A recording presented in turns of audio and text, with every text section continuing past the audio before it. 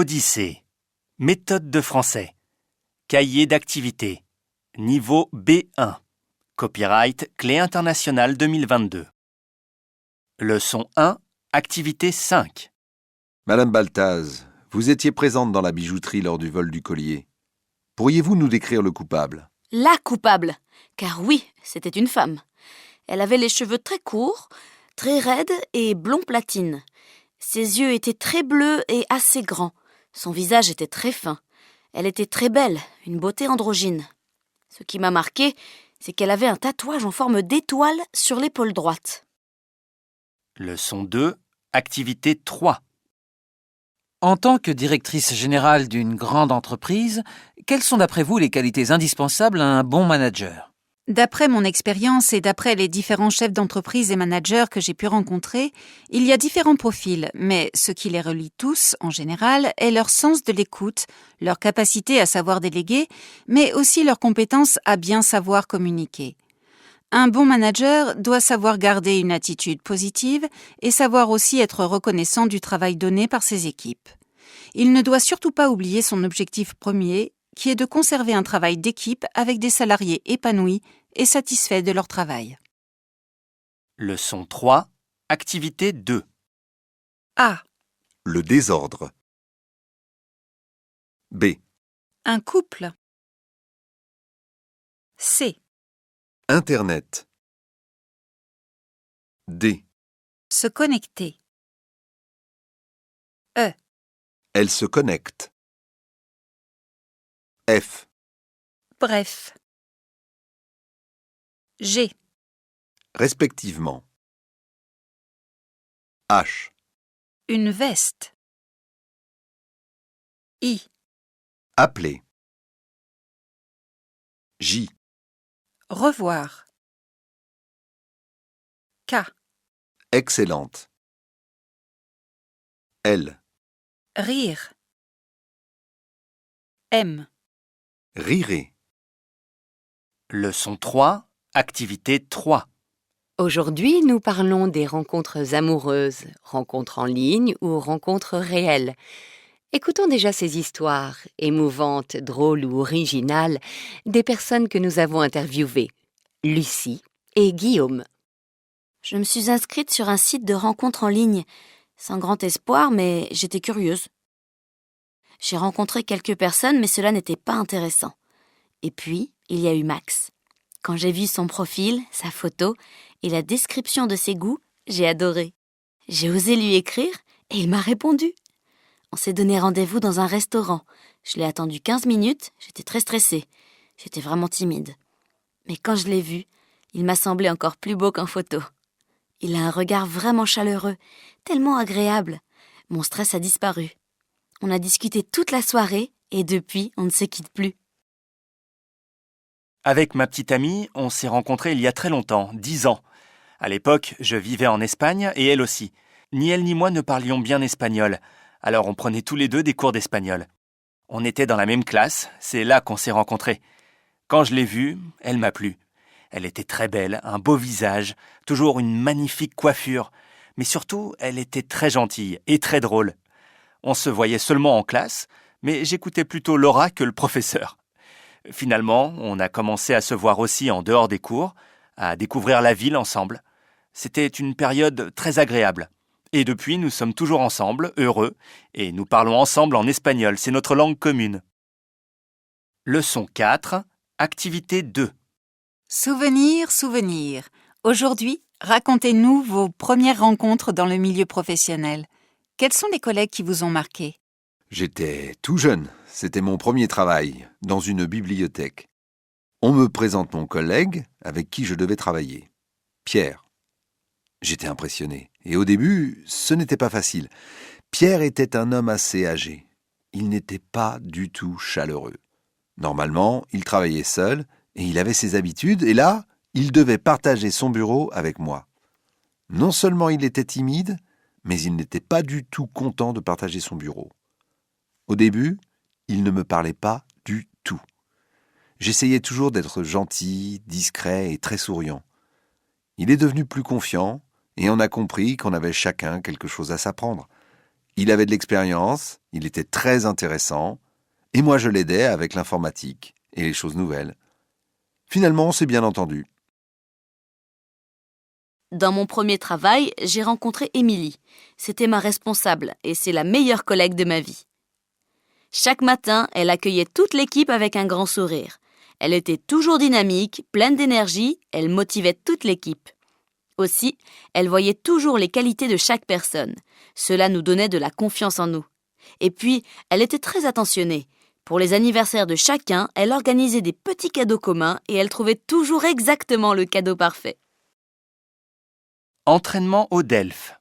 Bonjour Juliette Katz. Bonjour. Vous venez d'écrire un livre intitulé « T'es bonne bébé » qui sort aujourd'hui, mais vous êtes aussi mannequin, vous êtes multicarte, vous êtes aussi youtubeuse avec la chaîne Coucou les Girls où vous vous moquez des stéréotypes.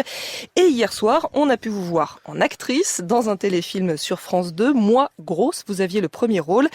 Alors vous le dites vous-même dans votre livre, je suis grosse, mais le reconnaître, le simple fait de le dire, eh bien ça vous a pris des années. Je m'en suis rendu compte il y a vraiment 1 an. Et j'ai 30 ans, donc ça prend quand même pas mal de temps. Oui, parce que je pense que le mot grosse, rien que ce mot-là, j'ai mis vachement de temps à l'assimiler et à l'accepter, parce que ça a quand même été toujours très péjoratif. Beaucoup d'insultes à ce niveau-là depuis toujours. Et je pense qu'à partir du moment où on commence à reconnaître un petit peu qui on est, c'est déjà un énorme pas. Et aujourd'hui, vous êtes bien dans votre corps ? Le fait d'avoir pu dire le mot, ça va mieux ? Alors le fait d'avoir pu dire le mot, ça va un peu mieux. Alors après, d'être bien dans mon corps, qu'il l'est vraiment, je pense que c'est ça la question, qu'on fasse un 36 ou un 52. Je connais pas grand monde qui est vraiment bien dans son corps. En tout cas, je suis consciente de qui je suis et comment est mon corps, quoi. Alors ce qui est terrible, moi je trouve, c'est qu'on vous réduit sans cesse à votre corps. Vous n'êtes d'ailleurs plus qu'un corps pas comme il faut, en plus. Grosse n'est pas mon identité. Ça, vous l'avez martelé dans votre livre. Je trouve que c'est une des phrases les plus marquantes, d'ailleurs. Oui, c'est vrai. Vous êtes Juliette Katz, vous n'êtes pas un corps. Et pour moi, il y avait vraiment le corps qui était ma maison, la représentation de qui je suis, et la tête qui était la tête, le cœur, l'esprit, on peut l'appeler comme on veut, qui était réellement l'identité de mon identité. Et ça, tout ça, vous l'avez compris notamment en écrivant ce livre. C'est ce que vous mettez dans la conclusion, le fait d'écrire, ça vous a fait comprendre plein de choses. Ah ouais, bah c'est une thérapie accélérée, donc il y a beaucoup de choses que j'ai appris, il y a beaucoup de choses qui ont été remuées. Et c'est un gros travail très intense, mais vraiment nécessaire. Et moi, j'encourage tout le monde à écrire, même s'il y a pas de livre qui sort, mais ça fait beaucoup de bien. Leçon 1, activité 4. Je m'appelle André Bregiroux, j'ai 83 ans, et mon histoire, c'est celle d'un jeune qui est parti à 17 ans avec 10 francs en poche pour l'Écosse, et qui a réussi après à visiter tous les pays du monde et tous les territoires sans exception. En fait, j'ai rien fait d'autre dans ma vie, j'ai pris une vie sabbatique. Au cours de sa vie, André a visité 251 pays et territoires, parcouru 400 000 km autour du monde en stop, et tout ça avec $1 par jour. Leçon 2, activité 4. Voyager pour sauver notre planète. Une belle utopie, non ? On appelle ça l'écotourisme, une nouvelle forme de voyage citoyen. L'idée, c'est de minimiser l'impact sur l'environnement pour le préserver à long terme en faisant bénéficier les populations locales. Pour l'instant, c'est 5% du tourisme mondial, il y a du chemin à faire. Aujourd'hui, le tourisme global, c'est plutôt ça. 1,2 milliard de voyageurs en 2016, des déplacements qui exigent des moyens de transport, avions, bateaux, trains, bus, voitures qui consomment des carburants fossiles et contribuent au changement climatique. Un aller-retour Paris-Madagascar, c'est 567 litres de kérosène par passager. Paris-New York, 1 tonne de CO2, c'est ce qu'un Français émet pour se chauffer en une année.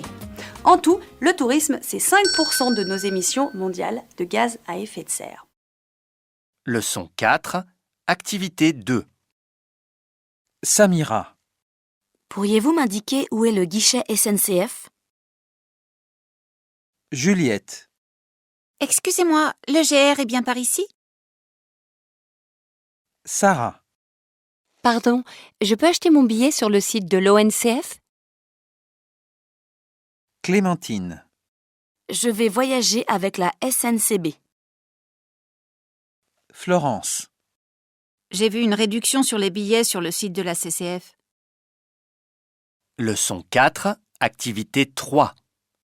Alors aujourd'hui, dans notre émission, nous allons parler de covoiturage. Donc le covoiturage, c'est le fait de partager sa voiture avec des personnes qu'on ne connaît pas, mais qui vont au même endroit que nous. Plusieurs sites internet existent qui permettent de s'organiser. On peut proposer notre trajet en voiture pour trouver des passagers ou chercher le trajet qu'on a besoin de faire en tant que passager. Alors, c'est moins cher que le train, mais c'est en voiture. Déjà, qu'en disent nos auditeurs ? Voici un premier appel. Alain. Bonjour Alain. Alors, vous faites du covoiturage ? Bonjour. Eh oui, je fais du covoiturage. Qu'est-ce que vous en pensez ? Alors j'apprécie vraiment le covoiturage. C'est vrai que le train, c'est plus confortable. Mais parfois, quand on habite dans un petit village, comme moi, la gare est assez loin. Et donc, ce n'est pas toujours pratique. Alors, comme je voyage beaucoup, j'ai commencé à faire du covoiturage pour ne pas être tout seul dans ma voiture.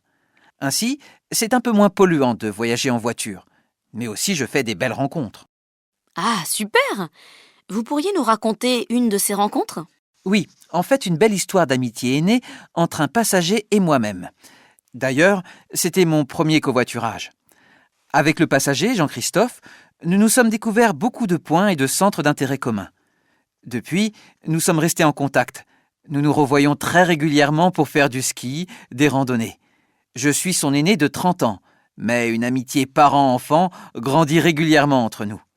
Jean-Christophe est devenu en quelque sorte un peu comme mon fils.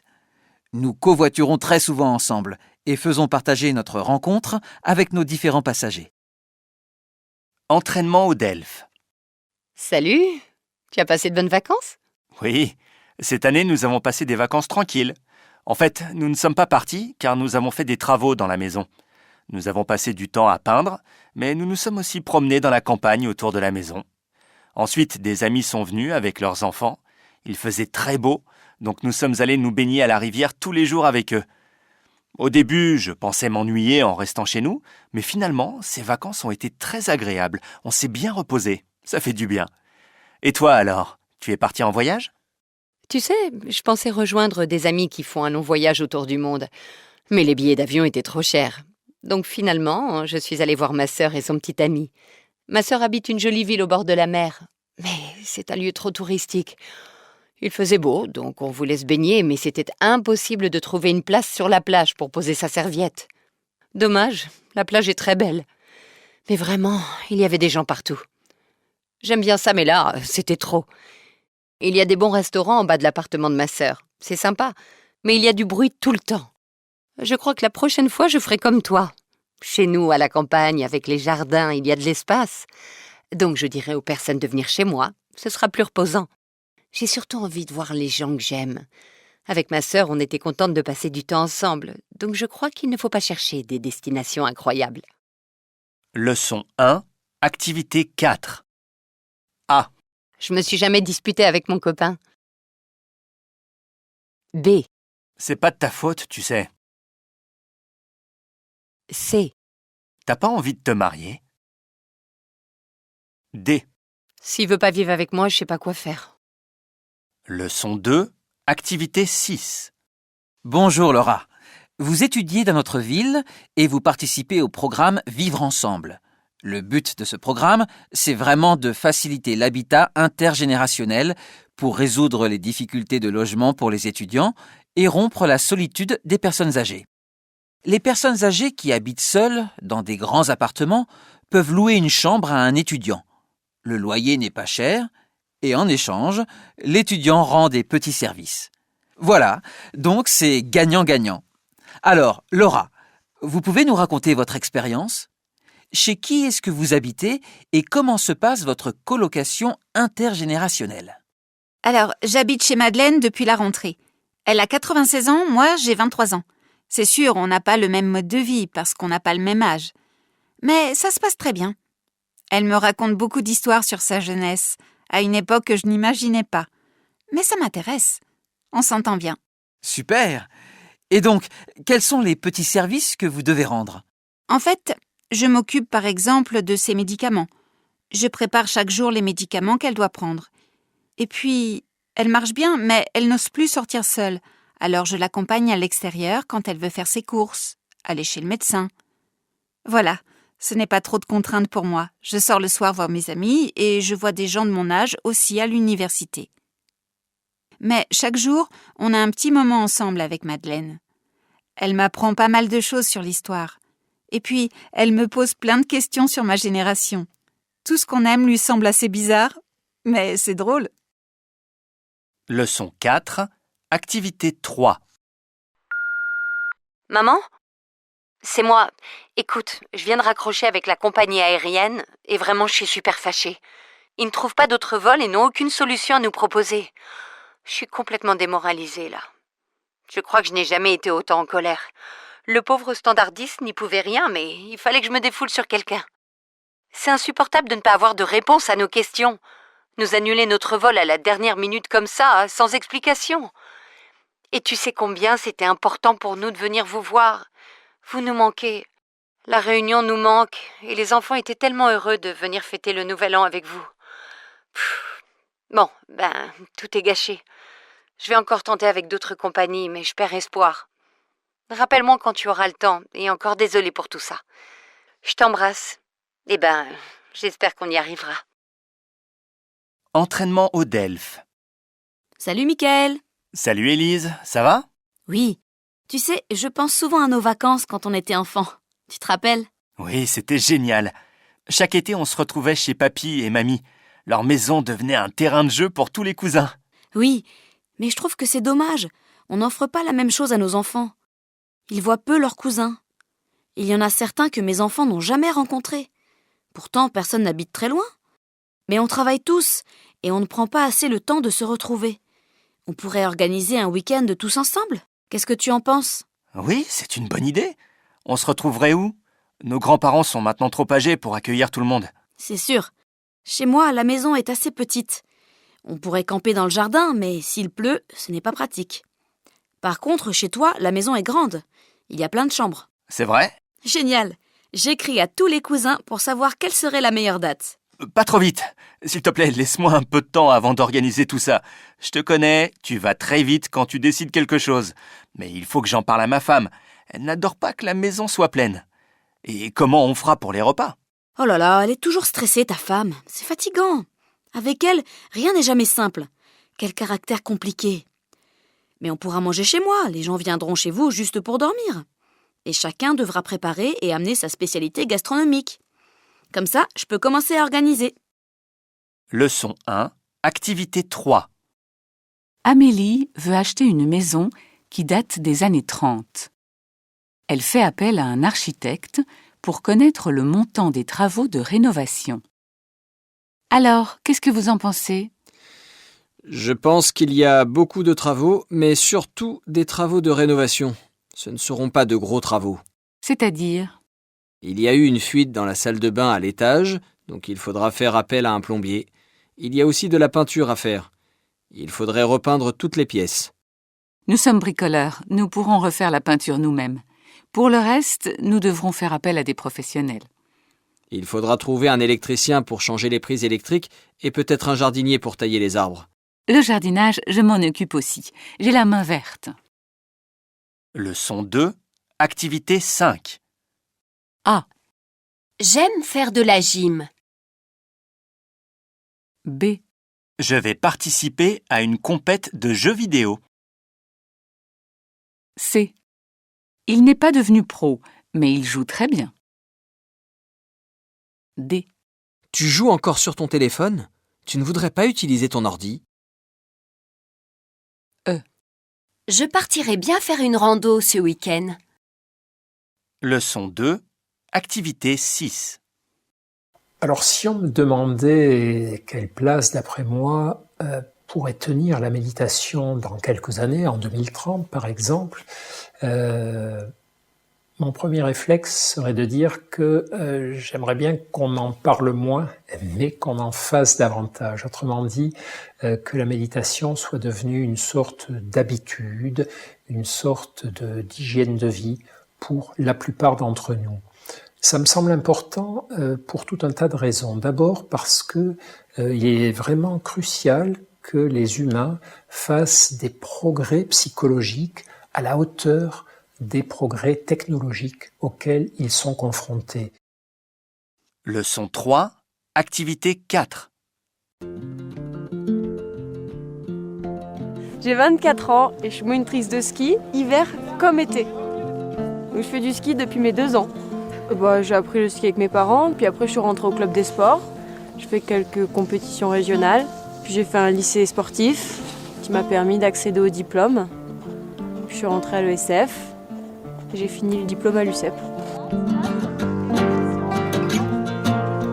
Ce qui me plaît dans ce métier, c'est le partage avec les gens qui sont de milieux très différents et pourtant quand ils arrivent là, chacun apporte sa petite chose et c'est bien aussi d'avoir des gens qui se seraient jamais rencontrés et qui finissent là tous ensemble. Nous, ça nous apporte aussi beaucoup de choses. Leçon 4, activité 3. J'ai toujours aimé faire des activités sportives, bouger mon corps, m'entraîner. J'ai testé différents sports. J'ai beaucoup joué au football, j'ai fait de la boxe, mais je trouvais qu'il manquait toujours quelque chose. Il y a quelques années, j'ai découvert la breakdance et c'est vraiment ce qu'il me fallait. C'est une danse très intensive, très sportive. On fait de nombreuses figures acrobatiques. On joue avec toutes les parties de notre corps, tous nos muscles. On doit trouver notre équilibre parfait et faire nos mouvements également au rythme de la musique. Il faut être très concentré. J'adore ça. Et ce que j'apprécie aussi, c'est qu'on n'a pas besoin de trouver une salle de sport ou un prof. On se regroupe dans la rue, dans un hall d'immeuble, et on s'entraîne tous ensemble, en groupe. Ceux qui ont le plus d'expérience vont montrer aux autres, apprendre aux autres. C'est un sport et un art, et c'est collectif. Avec mon groupe, on va participer à une compétition de breakdance. Je ne sais pas si on va gagner, mais l'idée d'aller participer à une compétition nous motive vraiment. On s'entraîne plusieurs heures par jour. Entraînement au DELF. Bonjour Monique. Alors, chez vous, vous utilisez principalement des objets assez anciens, parfois surcyclés comme on dit maintenant. Déjà, où trouvez-vous tous ces objets ? Alors, il y a beaucoup de lieux pour trouver ces objets. D'abord, tout simplement, chez moi. Je garde les objets jusqu'à ce qu'ils ne soient vraiment plus utilisables. Et quand c'est possible, je les répare ou je les utilise pour fabriquer un objet de décoration. Dans ce cas, pour les remplacer, je vais acheter les objets dans les boutiques associatives, comme les recycleries, les boutiques Emmaüs, qui vendent des objets de seconde main. D'ailleurs, chez moi, je ne veux pas avoir trop de choses, donc je fais aussi souvent des dons à ces associations. Et alors, Monique, pourquoi ne pas acheter des objets neufs ? Déjà, pour éviter de polluer. Il existe déjà vraiment beaucoup d'objets considérés comme vieux, mais qui fonctionnent tout à fait. Je trouve qu'il n'y a pas du tout besoin de produire plus d'objets. C'est polluant, alors qu'on a tellement de possibilités d'obtenir un objet de seconde main. Ensuite, dans mon pays d'origine, c'est très cher pour s'offrir un objet neuf. On utilise donc des objets plus anciens, on les bricole, on les répare. On le fait car on n'a pas le choix, mais c'est plus responsable écologiquement. Et maintenant, ça devient à la mode dans des pays où il y a énormément d'objets neufs. Donc, c'est dans votre pays d'origine que vous avez appris à surcycler les objets anciens, à les transformer, par exemple, en objets de décoration ? C'est sûr que les pratiques dans mon pays d'origine m'ont inspirée. Mais non, j'ai appris ici. Je regarde beaucoup de tutoriels qui expliquent comment faire. C'est très intéressant. Maintenant, je fais cette activité aussi avec une amie à moi qui aime beaucoup bricoler. Et nous avons comme projet de créer nous-mêmes des tutoriels. Ou au moins des petites vidéos sur notre bricolage que nous partagerons sur Internet. Leçon 1, activité 4. À l'université, Benjamin suit plus de cours que moi et il doit passer plus de temps à la bibliothèque. Alors, il n'est plus jamais disponible. Il n'a plus de temps libre et en plus, il a un job étudiant le week-end. Ça lui plaît, mais je ne peux plus le voir comme avant. Ce qui m'ennuie, c'est qu'il me manque de plus en plus. Leçon 1, activité 5. Alors je suis parti du 27 août au 23 décembre à l'école de technologie supérieure de Montréal. Au départ, je voulais plutôt aller aux États-Unis. J'avais aussi commencé les démarches, ça s'est pas très bien passé. Donc je suis finalement allé au Canada et j'étais très content. J'ai pas été déçu au final. C'est une destination J'y retournerai volontiers, il y a vraiment énormément de choses à voir, c'est immense et puis c'est vraiment très sympa. Donc, le conseil finalement ce serait vraiment de s'y prendre très tôt. Dès qu'on est sûr qu'on veut partir, il ne faut vraiment pas perdre de temps, il y a pas mal de démarches. On a beaucoup de cours en amphithéâtre, donc les cours sont divisés, il y a des cours généraux, un peu théoriques, et des TP. Et les TP c'est souvent des projets qu'on réalise en groupe. Ils n'ont pas énormément d'heures de cours. Là-bas, par contre, c'est vrai qu'il y a quand même pas mal de travail à fournir en dehors des cours, en équipe. Mais si on s'organise bien, il y a quand même moyen de profiter, de voyager un peu, il n'y a pas de souci pour ça. Leçon 2, activité 5. Tu as vu le CV de Madame Niakaté? Oui, j'allais t'en parler. Qu'en as-tu pensé? C'est une candidature vraiment intéressante. Elle a une expérience qui pourrait correspondre parfaitement au poste, notamment les partenariats entre la France et l'Afrique de l'Ouest. Cela serait un vrai plus. J'ai, en revanche, un peu peur que le salaire que nous proposons ne corresponde pas à ses attentes, puisqu'elle a une expérience de plus de 5 ans. C'est vrai, mais je pense que nous devrions la rencontrer. Son réseau professionnel est vraiment intéressant pour nous. Leçon 3, activité 2. Alors, responsable du bonheur au travail, c'est une nouvelle fonction qui fait de plus en plus recette dans les entreprises, puisque ces entreprises sont de plus en plus convaincues aussi qu'un salarié heureux va être plus productif. Notre reporter Anaïs Guérard est allée à la rencontre du fameux Chief Happiness Officer, le directeur du bonheur. On regarde. Organisateur d'apéro, c'est un peu l'étiquette qui colle à la peau des responsables du bonheur au boulot. Si créer de la convivialité fait partie de leur emploi du temps, leur rôle est plutôt celui de l'écoute. L'objectif, comprendre le fonctionnement global de l'entreprise pour l'améliorer. C'est évident que favoriser l'autonomisation et la liberté du collaborateur, c'est un facteur qui va être épanouissant. Du coup, ça va impliquer quoi au niveau de l'organisation? Ça va être d'impliquer une remise en question d'une hiérarchie très pyramidale ou d'un style de management extrêmement directif. Ça peut vraiment remettre en cause profondément toute l'organisation du travail. Effectivement, il y a cet aspect convivialité, mais enfin, ça peut aller jusqu'à effectivement repenser les espaces de travail. Leçon 4, activité 2. Bonjour Jean Pralon. Bonjour. Vous êtes directeur de la chaire Compétences, Employabilité et Décision RH à l'EM Normandie. Alors sur LinkedIn ou sur d'autres réseaux sociaux, on a tendance à s'affranchir un petit peu des règles en vigueur pour le CV et à tout détailler. Vous démontrez que ça a des effets pervers, lesquels ? Alors l'effet pervers principal, c'est que la tendance à rajouter plein d'informations fait déborder l'information de la sphère professionnelle à la sphère personnelle. Et mentionner qu'on est membre d'un club de foot ou d'un club de joueurs de jeux vidéo, ça a des incidences dans l'œil du recruteur et ça a notamment comme effet d'activer des stéréotypes. Et ça amène des jugements qui sont sûrement pas ceux que les candidats voulaient. Alors du coup, vous, qu'est-ce que vous conseillez de mettre, alors par exemple sur le plan professionnel, qu'est-ce qu'on doit mettre sur un profil LinkedIn par exemple?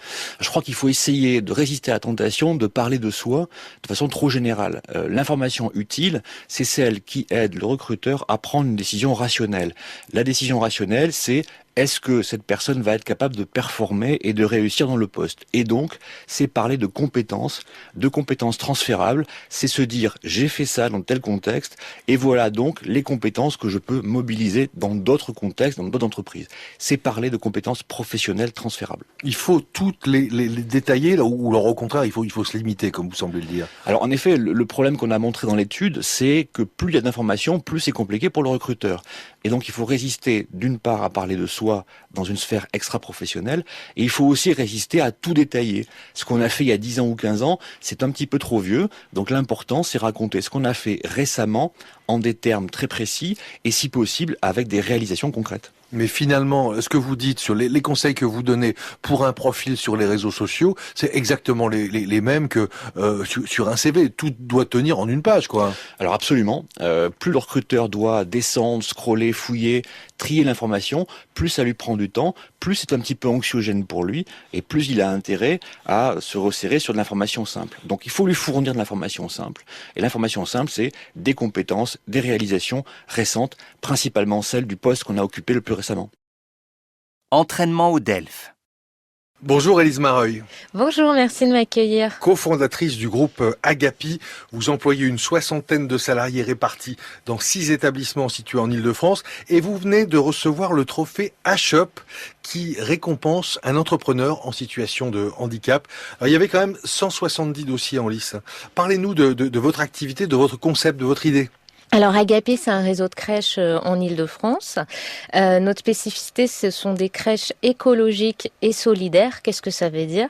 Ça veut dire que ce sont des crèches respectueuses de l'environnement, où on développe une pédagogie d'éveil à la nature, et qui sont dans le champ de l'économie sociale et solidaire, constituées notamment coopératives. Et en plus de ça, nous sommes aussi organismes de formation et nous écrivons des livres aussi sur nos activités, notre pédagogie spécifique. Alors à l'inverse de beaucoup d'entrepreneurs qui souffrent d'un handicap, vous ne vous êtes pas lancé dans le domaine du handicap. Pourquoi ? Alors déjà parce qu'en fait mon handicap s'est dégradé au moment où on crée Agapi. Maintenant, Agapi est quand même très lié aux notions de valeurs solidaires et nous réservons des places pour des enfants en situation de handicap et des familles en insertion. Donc cette notion d'inclusion est très porteuse à Agapi aussi. Alors quand on est créateur d'entreprise, entrepreneur et qu'on souffre d'un handicap, quels obstacles particuliers faut-il surmonter ? J'ai une amie qui m'a dit un jour, une de mes anciennes collègues, je savais pas qu'on pouvait déplacer des montagnes, avec toi maintenant je sais. Je crois que c'est commun à tous les entrepreneurs et encore plus aux entrepreneurs en situation de handicap. C'est 2 combats menés de front. Déjà, entrepreneur, c'est déjà en soi un combat à mener. C'est vrai que handicapé, il faut convaincre encore plus les banques, les assurances, etc. Maintenant, je pense que ça forge des caractères aussi de battants. On va au bout des choses. Leçon 1, activité 4. Vous vous souvenez du film Première année qui montrait le parcours de 2 étudiants en médecine joués par les fabuleux Vincent Lacoste et William Lebguil ? Eh bien, ce film si réaliste sur les études de médecine avait été réalisé par Thomas Lilti, réalisateur aussi du film Hippocrate, mais médecin aussi à la ville. Aujourd'hui, il nous propose toujours une réflexion sur le monde de l'hôpital, mais sous la forme d'une série qui s'intitule Hippocrate, tout comme son long métrage. Qu'en ont pensé nos 3 critiques ? C'est une série médicale tout à fait novatrice.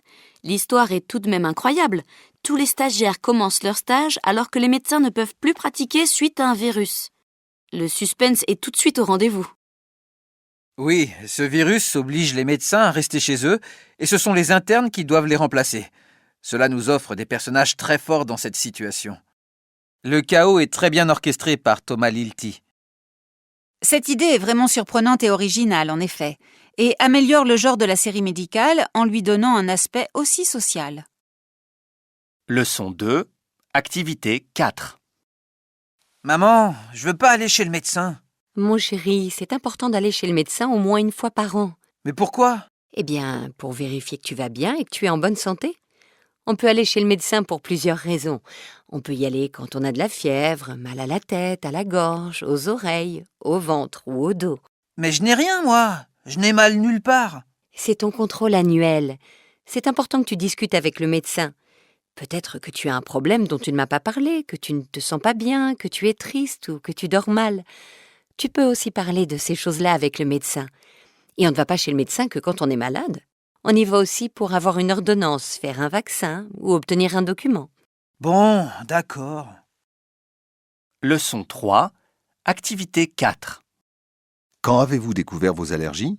Des symptômes sont apparus quand j'avais 30 ans. En faisant des examens chez le médecin, j'ai découvert que j'étais intolérante au gluten et aux produits laitiers. J'étais un peu étonnée. En France, l'intolérance au gluten toucherait près d'1 personne sur 2. Camille, 42 ans, souffre d'une forme grave d'intolérance à cette protéine contenue dans le blé, l'avoine et l'orge. Camille a dû supprimer de son alimentation les produits laitiers et toute trace de gluten. Depuis, elle n'a plus aucun problème de santé. Ses troubles digestifs et ses migraines ont disparu, mais suivre un tel régime demande tout de même quelques ajustements, surtout au moment des courses. Ils ne sont pas trop de 2 pour contrôler tous les aliments. Leçon 4, activité 4. A. Je voudrais. B. Je vous conseillerais. C. Il fallait. D. Je voulais. E. Vous voudriez. F. Tu pouvais. G. Vous vouliez. H. Je vous conseillais. I. Tu pourrais. J. Il faudrait. Leçon 4, activité 5. Il fallait. Il faudrait. Il valait mieux. Il vaudrait mieux. Vous pourriez. Vous pouviez. Tu voudrais. Tu voulais. Vous devriez. Vous deviez. Ce serait bien. C'était bien. Leçon 4, activité 6. La sécurité sociale a pour objectif de protéger les personnes qui résident en France face à certains événements qui surviennent tout au long de leur vie. Toutes les personnes qui résident en France contribuent au financement de la sécurité sociale qui, en retour, couvre toute la population. Le principe est celui du pot commun, fonctionnant par solidarité. Le montant de la contribution versée par chaque personne ne dépend pas de ses propres risques, mais de ses revenus. La sécurité sociale, par l'intermédiaire du versement des retraites et de la prise en charge des soins, a permis l'allongement de l'espérance de vie de 3 mois de plus par an depuis 20 ans. Née il y a 70 ans, la sécurité sociale a permis aux Français de vivre plus, mais aussi mieux. Elle continuera à évoluer pour construire les services qui correspondent à leurs besoins. Entraînement au DELF. Et avec notre spécialiste Bruno Rougier, à quelques jours de Noël, coup de projecteur ce matin sur une association qui change la vie des enfants à l'hôpital, le Rire Médecin. Composée d'une centaine de comédiens clowns, elle intervient dans 15 hôpitaux français auprès des enfants hospitalisés et de leurs familles. Et ces clowns travaillent, Bruno, en étroite collaboration avec les équipes soignantes. Oui, parce qu'ils ne peuvent pas débarquer dans la chambre d'un enfant sans connaître précisément son état. Alors, avant d'enfiler leur costume, ces clowns professionnels prennent le temps de discuter avec l'équipe médicale du cas de chaque enfant. C'est un moment indispensable pour préparer la journée, car selon l'humeur, l'état de santé de chaque enfant, ces acteurs qui sont rompus à l'improvisation vont adapter leur intervention dans un but, permettre à un enfant, mais aussi à ses parents, d'oublier pendant quelques minutes l'hôpital, de retrouver l'envie de rire. Travaillant toujours en duo, les clowns ne se privent pas au passage dans un couloir de faire un pas de danse avec une infirmière ou un médecin, apportant de la gaieté partout autour d'eux. Alors, concrètement, comment se passe la journée de ces clowns, Bruno ? Souvent, tout commence par de la musique dans les couloirs du service et l'on voit peu à peu les portes s'ouvrir car tout le monde attend les clowns puisqu'ils passent 2 fois par semaine, toujours les mêmes jours. Et c'est un véritable service à la carte qu'ils proposent dans chaque chambre, à chaque enfant. Une chanson, un morceau de musique, une petite histoire qui met en scène l'enfant. Et vous le disiez, Bruno, mais il faut le rappeler, ces clowns sont vraiment des professionnels. Oui, tout comédien qui intègre l'association suit une formation diplômante de comédien clown en établissement de soins. Une formation qui dure 5 mois avec des cours sur la réanimation, sur l'oncologie, sur la douleur, sur le décès ou encore l'éthique. Un enseignement pour comprendre comment fonctionne le milieu hospitalier et pour adapter son jeu à ce cadre particulier. L'intervention à 2 clowns permet de rester créatif, même en cas de moments difficiles. Depuis sa création en mai 91, l'association s'est développée. Aujourd'hui, elle est présente dans plusieurs établissements de la région parisienne, mais aussi à Tours, Orléans, Marseille, Nancy, Nantes et Angers. À côté du Rire Médecin, une dizaine d'autres associations appartiennent à la Fédération des clowns hospitaliers et proposent des animations dans les hôpitaux. Le Rire Médecin, vous pouvez soutenir cette association via des dons. Rendez-vous pour cela sur le riremédecin.org. Merci Bruno. Leçon 1, activité 4. Cette année, la mode change et essaie de faire changer les mentalités. La tendance n'est plus luxe et glamour, mais recyclage et vêtements éco-responsables. Pour en parler, nous recevons Madame Henrès, directrice d'une grande maison du luxe. Oui, le milieu de la mode essaie de lutter contre le gaspillage et la fast fashion. Pour cela, nous essayons de penser différemment. Acheter moins, mais acheter des vêtements de meilleure qualité éviterait la surconsommation actuelle. Nous mettons aussi en place un système de location de vêtements en ligne, ainsi que de revente pour aussi minimiser le nombre de déchets que peuvent produire nos collections. De très belles initiatives qui mettent encore une fois en avant l'innovation dont fait preuve la mode. On espère tout de même que les vêtements de bonne qualité seront à des prix abordables pour que cette mode éco-responsable soit accessible à tous. Leçon 2, activité 4. Tu as vu ? Pour la première fois, une mannequin grande taille a défilé pour le défilé Chanel.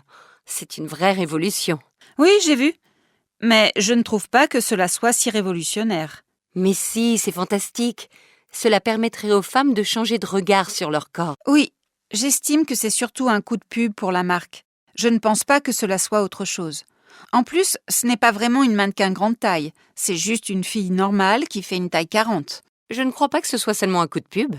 Cela va aussi aider les mannequins à pouvoir représenter plus de taille. Espérons que tu as raison et que ce soit le début d'un changement. Leçon 3, activité 4. A. Champion. B. Choix. C. Enthousiaste. D. Puisse. E. Voir. F. Habituellement. Leçon 3, activité 5. A. Podium. Historienne. Initiative. Associé. Fier. Devient. B. Toi. Moi. Pourquoi. Souhait. Silhouette. Couette. C'est. Aujourd'hui. Lui. Nuit. Puis. Suis. Suivre. Cuit. Leçon 3, activité 6. Nous avons pensé que pour votre marque de cosmétiques, il serait bien de prendre des mannequins différents. Oui, j'aimerais que notre marque soit représentée par un mannequin qui changerait des standards actuels. Je refuse de prendre une personne déjà célèbre et je refuse que nous soyons une marque qui ne soit pas moderne. Oui, c'est vraiment une très bonne idée. Nous sommes contents de notre choix alors, car nous voulons vous proposer un groupe de 4 jeunes que nous avons découverts dans la rue. Très bien. J'apprécie que ce soit des jeunes qui ressemblent à la jeunesse actuelle et pas des jeunes qui soient trop parfaits, trop lisses. Mais j'aimerais aussi qu'il y ait des personnes plus âgées, des seniors aussi. Leçon 4, activité 3. Julien Dossena a décidé de ne plus présenter que 2 défilés par an pour la marque Paco Rabanne et nous avons eu la chance d'assister hier à son défilé printemps-été qu'il a dévoilé à Monaco. Une collection qui nous a remplis de nostalgie des années 70 et de légèreté. Cette collection, c'est à la fois la tradition de Paco Rabanne à travers les pièces et les paillettes métalliques, mais aussi la modernité que Julien Dossena apporte par son choix d'imprimés et de matières audacieuses. La robe qui ouvrait le défilé était si fluide, si vaporeuse, qu'on aurait dit qu'elle volait autour de la jeune mannequin qui la portait. Mais les bijoux, eux, tout au contraire, représentaient des chaînes métalliques qui semblaient si lourdes qu'elles empêchaient l'envol de cette fée métallique.